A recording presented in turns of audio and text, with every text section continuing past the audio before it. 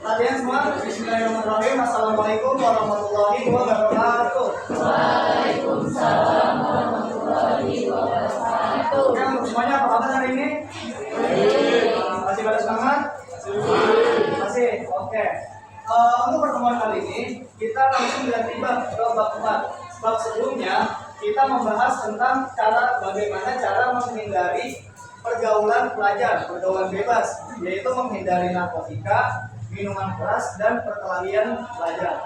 Nah, untuk materi pada bab ini, topik utamanya yaitu menebarkan Islam dengan santun dan damai melalui khutbah, tabligh, dan dakwah.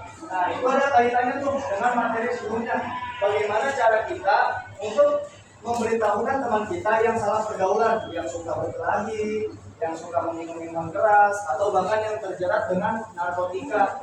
Nah, ada kaitannya nih dengan bab 4 di bab ini, yaitu menebarkan Islam dengan santun dan damai melalui khutbah, tabligh, dan dakwah. Untuk pertemuan kali ini, Bapak hanya akan menjelaskan apa itu khutbah. Kemudian untuk minggu selanjutnya dan 2 minggu ke depan, baru kita membahas tentang tabligh dan dakwah. Kenapa kita harus mempelajari apa itu khutbah? Supaya kita itu dapat menganalisis ketentuan khutbah, tabligh, dan dakwah, terutama untuk pertemuan kali ini. Agar kita bisa menganalisis apa saja sih ketentuan khutbah itu, kemudian menyusun teks khutbah dengan tema nilai-nilai Islam, rahmatan lil alamin. Jadi supaya kalian ini, terutama yang laki-laki itu, bisa belajar bagaimana cara menyusun teks khutbah dengan baik dan benar. Nah, dan cuma laki-laki doang yang harus bisa khutbah. Kadang-kala perempuan juga diharuskan untuk khutbah jika jamaahnya itu perempuan juga. Kemudian selanjutnya menerapkan ketentuan khutbah, tabligh, dan dakwah, dan membiasakan sikap menebarkan Islam rahmatan lil alamin. Jadi untuk khutbah, pengertian khutbah itu adalah menurut bahasa berasal dari bahasa Arab yang artinya itu adalah berbicara, ceramah, atau pidato.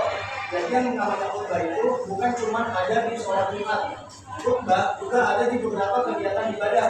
Ada di sholat Jumat, ada di sholat Idul Fitri, dan ada di sholat Idul Adha. Tidak cuma di rangkaian ibadah sholat doang, tapi ada juga yang namanya khutbah nikah dan lain sebagainya. Nah, itu ada ketentuan dan tata caranya masing-masing. Kemudian menurut istilah, khutbah itu berarti berpidato di atas mimbar sesuai dengan syarat dan rukun dengan tujuan mengajak berkenal untuk meningkatkan ketakwaan kepada Allah Subhanahu wa Ta'ala. Jadi tujuan utama khutbah itu adalah untuk mengajak sesama umat muslim, sesama manusia untuk saling mendekatkan diri kepada Allah Subhanahu wa Ta'ala, untuk mendekatkan dan semakin bertakwa kepada Allah Subhanahu wa Ta'ala. Kemudian sebab-sebab khutbah merupakan sebuah rangkaian ibadah dari contoh misalnya ada khutbah Jumat, khutbah beranak, dan khutbah nikah. Nah, kalau khutbah rangkaian dari ibadah, contohnya itu misalnya sholat Jumat.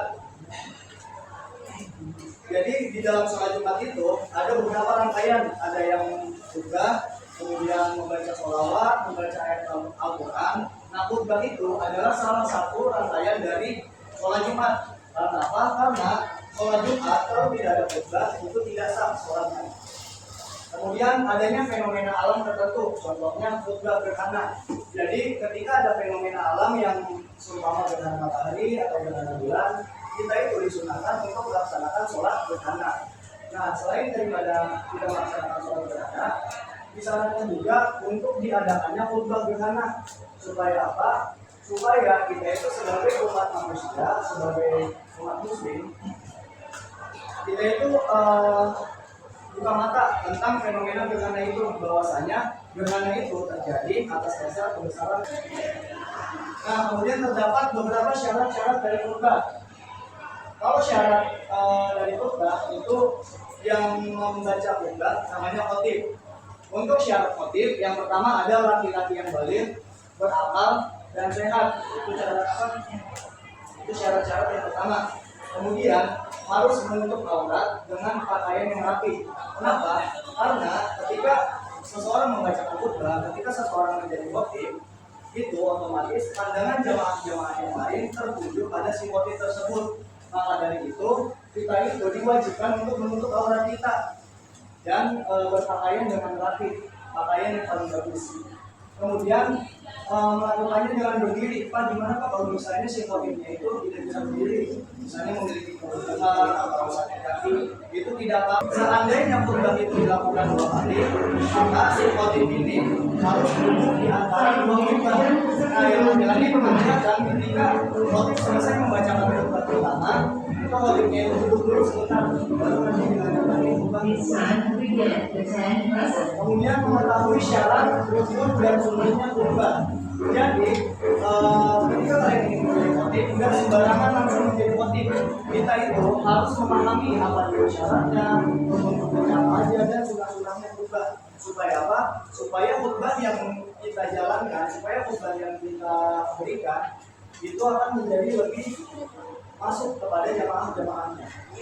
Kemudian yang terakhir, melakukan rukun khutbah secara berurutan. Jadi yang namanya rukun itu harus dilakukan secara berurutan, mulai dari A sampai Z. Nggak bisa dari Z dulu kemudian ke A. Jadi harus dilakukan secara berurutan. Nah, kalau untuk syarat materi khutbah, yang pertama bersumber pada Al-Quran dan hadis. Jadi ketika kalian menjadi khotib, ketika kalian ingin berkhutbah, sumber utamanya harus pada Al-Quran dan hadis. Pak, boleh nggak kalau misalnya tema itu tentang lagu, tentang pergaulan? Boleh. Yang penting sumber utamanya atau pembahasan topik utamanya itu terdapat di dalam Al-Quran dan hadis. Kalau misalnya kalian ingin mengaitkan dengan pergaulan pelajar, dengan pendidikan pelajar, carilah ayat-ayat Al-Quran atau hadis-hadis Nabi yang berkaitan dengan tema khutbah yang paling ideal. Kemudian materinya itu berisi ajakan dan dorongan umat Islam untuk meningkatkan ketakwaan Allah Subhanahu wa taala kepada Allah Subhanahu wa taala. Jadi, inti utama khutbah itu selain kalian menceramahi, selain kalian berdakwah, topik utamanya, inti utamanya, goals utamanya itu adalah untuk mengajak para jamaah untuk meningkatkan. Oke, Bapak rasa sudah lebih dari cukup untuk membuat teks khutbah. Coba Bapak minta Lukman silakan maju ke depan untuk membacakan teks khutbah apa yang kamu buat. Bapak silakan. Kemudian praktekkan bagaimana khutbah yang baik dan benar menurut masing ya. Assalamualaikum warahmatullahi wabarakatuh.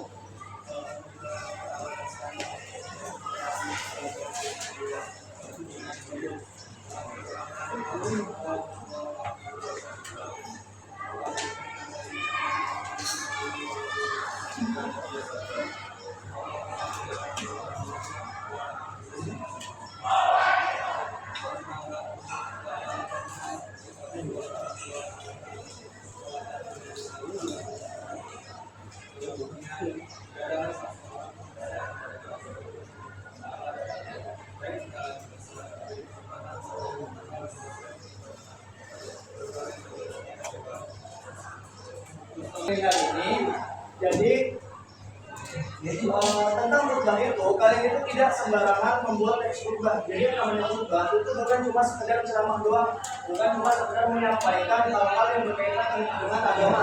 Namun yang namanya khutbah itu, inti utamanya adalah untuk mengajak seluruh umat muslim agar meningkatkan ketakwaannya kepada Allah Subhanahu wa taala. Maka dari itu, kalian sebagai para pelajar ini, terutama yang laki-laki, harus bisa dan harus memahami apa itu tentang khutbah.